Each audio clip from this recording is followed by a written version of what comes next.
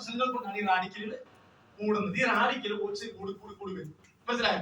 അങ്ങനെ കൂടി വരുന്ന അവനെ എന്താ ഇതുപോലെ ആക്കണം. എത്ര ഇടം നോക്കി? 8 ആക്കണം.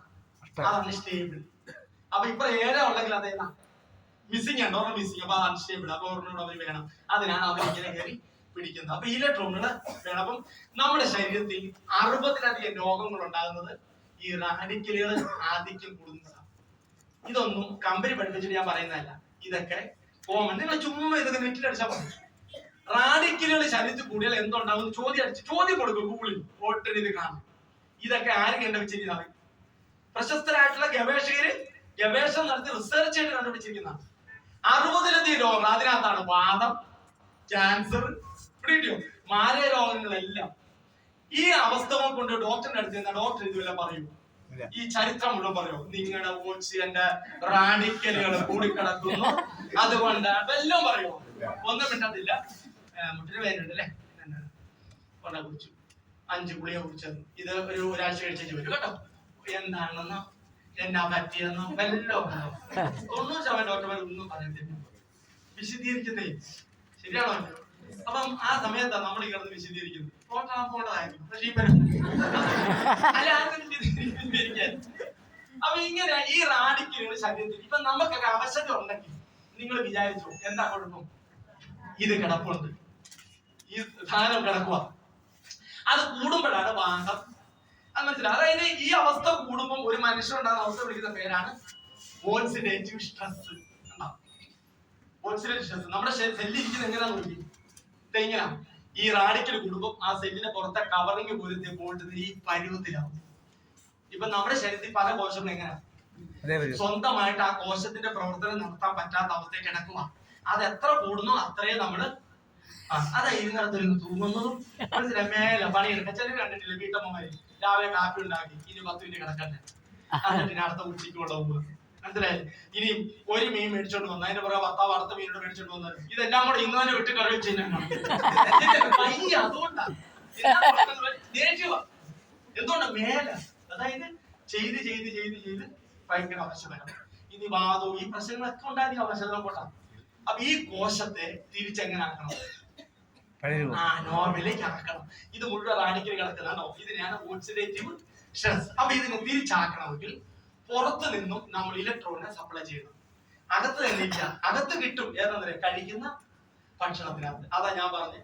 പ്രധാനമന്ത്രിക്ക് ആന്റിഓക്സിഡന്റ് കിട്ടുന്നുണ്ടെന്ന് വെച്ചാൽ പുള്ളിക്ക് കിട്ടുന്നുണ്ട്, മമ്മൂട്ടിക്ക് കിട്ടുന്നുണ്ട് വെച്ചാൽ ഉണ്ട്. അതാ മമ്മൂട്ടി ഇന്ന് പ്രേമിക്കുക 80-ആം വയസ്സിൽ 70-ആം വയസ്സിൽ നായനാണ് പ്രേമിക്കുന്നത്. കണ്ടോ? നമുക്ക് പറ്റുമോ? ഇല്ല. കാരണം അവരൊക്കെ കഴിക്കേണ്ട ഭക്ഷണം എന്നാന്ന് നേരത്തെ പ്ലാൻ ചെയ്തു. ശരിയാണോ?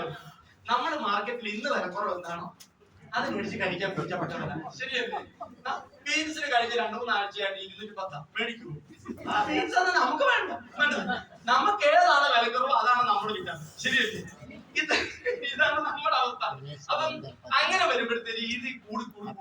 അപ്പൊ ഈ ഇലക്ട്രോണുകളെ സപ്ലൈ ചെയ്യാൻ വേണ്ടി കൊടുക്കുന്ന സാധനമാണ് ഇത് ആന്റി ഓക്സിഡന്റ്. മനസ്സിലായി? ആന്റി ഓക്സിഡന്റ് ശരീരത്തിൽ അവശേഷിച്ചിരിക്കുന്ന ഓക്സിജന്റെ ഫ്രീ റാഡിക്കലുകൾക്ക് ആവശ്യമായ ഇലക്ട്രോണുകൾ സപ്ലൈ ചെയ്തിട്ട് ഓക്സിജനെ ആറ്റമാക്കി മാറ്റുക. അങ്ങനെ റാഡിക്കലുടെ എണ്ണം കുറച്ചുകൊണ്ട് വന്നാൽ ഇങ്ങനെ അവശനായി കിടന്നവൻ 1 മാസം കുടിക്കുമ്പോൾ ഇത്ര വരും. 1 മാസം കുടിച്ചാലോ 3 മാസം കുടിച്ചാലോ തുള്ളിച്ചാടും. മനസ്സിലായില്ലേ? പഴയ മനുഷ്യനെ അല്ല. ചിലർക്ക് 1 മാസത്തെ മതി. ചിലർക്ക് എങ്ങനെയാ ഇത് എത്ര എണ്ണം കുടിക്കുന്ന അറിയുന്നത്? എന്തുമാത്രം റാഡിക്കലുണ്ടെന്ന് എണ്ണാൻ വല്ല മാർഗമുണ്ടോ? ഇല്ല. ഇങ്ങനെ കുഞ്ഞു ചടന്നവന് 3 മാസം കേട്ടോ. മനസ്സിലായി? ഇച്ചിരി ചാകര ഇങ്ങനെ നിൽക്കുന്നതിനാണല്ലോ ഇച്ചോട് തോന്നാൻ പോയോ? എത്ര മതി? ഇങ്ങനെ നിൽക്കുന്നതിന് 1 മാസം മതി. ഇച്ചോട് കുറഞ്ഞ നടത്തുന്ന 1, 2, 3 ഈ 3 മാസം. അപ്പൊ അവർക്ക് കൊടുക്കേണ്ട ചേച്ചിയുടെ ആവശ്യത എന്ന് മാറുന്നോ അന്ന് വരെ കുടിക്കണം. അത്രേ ഉള്ളൂ. ഇത് ഇന്ന കോഴ്സൊന്നും ഇല്ല. ചേച്ചി പറയാ പണ്ടത്തെ പോലെ ഞാൻ തുള്ളിച്ചാടുന്നുണ്ടെന്ന് പറഞ്ഞാൽ ഓക്കെ. മനസ്സിലായി? തുള്ളിച്ചാട്ടം പഴയത് കിട്ടിയാ ഓക്കെ, ഇല്ലെങ്കിൽ പിന്നെയും കുടിക്കണം. എന്ന് തുള്ളിച്ചാട്ടം തിരിച്ചു കിട്ടുന്നോ അന്ന് വരെ കുടിക്കണം. ഇതാണ് ഈ ആന്റിഓക്സിഡന്റിന് സപ്ലൈ ചെയ്യുന്നുള്ളതാണ്. അപ്പം ഈ ആന്റിഓക്സിഡന്റ് കൊടുക്കാണോ അവൻ ഇവിടുന്ന് കൊടുത്തോളൂ. അപ്പൊ ഇങ്ങനെ സപ്ലൈ ചെയ്യാനാണ് നമ്മുടെ. അപ്പൊ ആന്റിഓക്സിഡന്റ് ഫ്രീ റാഡിക്കലിന്റെ അളവ് ഒരുപോലെ ആയാൽ അസുഖമില്ല. പല അസുഖങ്ങളും മരുന്ന് കഴിക്കാതെ മാറ്റാൻ പറ്റും. ഏത് കഴിച്ചാൽ? 95 കുടിച്ചാൽ. അതിനായി ഞാൻ തുടങ്ങിയപ്പോൾ പറഞ്ഞു 95 സൂപ്പർ. എന്റെ അമ്മ സൂപ്പർ കേട്ടില്ലേ എന്ന് പറഞ്ഞു. 95 സൂപ്പർ. അപ്പം ഇത് ഷുഗറുകാർക്ക് കവചപ്രാശൊക്കെ ചില ചോദിക്കാറുണ്ട്, ഷുഗറുകാർക്ക് കൊടുക്കാവോ കേട്ടോ. ഞാനത് പറഞ്ഞില്ല. കവചപ്രാശ് ഷുഗറുകാർക്ക് കൊടുക്കാം. എന്റെ കുഞ്ഞെ ഷുഗറിന് ഒരു സ്പൂൺ കവചപ്രാശ് കഴിച്ചെന്ന് നേരെ മേടിച്ചൊന്നും പോത്തില്ല. ഒരു പ്രശ്നം. എനിക്ക് ഷുഗറിന്റെ പ്രശ്നമുള്ള ആളാണ്. പക്ഷെ കഴിഞ്ഞ 6-7 എന്ന് കവചപ്രാശ് എന്റെ കിട്ടിയോ അന്ന് തൊട്ട് ഞാൻ പള്ളിയിൽ പാട്ട് പാടുന്ന ആളാണ്. 10-33 വർഷമായി. പക്ഷെ ഈ കവചപ്രാശ് കഴിച്ചിട്ട് പോയാണല്ലോ. ഓ പണ്ടത്തെ പാട്ടല്ലേ ഇപ്പൊ എന്റെ ഒന്നും പറയാനില്ല.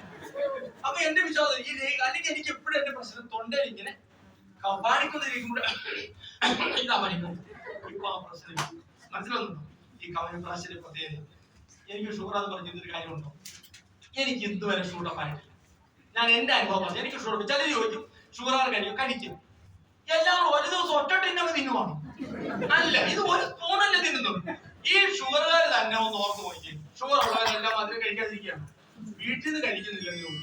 പുറത്തുനിന്ന് എന്നാ കിട്ടിയാലും എന്നാ പുറത്തൊരു വീട്ടിൽ ചെല്ലുമ്പോ അറിയാതെ അവര് വീട്ടിൽ ചെല്ലുമ്പോ ചായക്ക് മധുരം ഇട്ട് പോയി.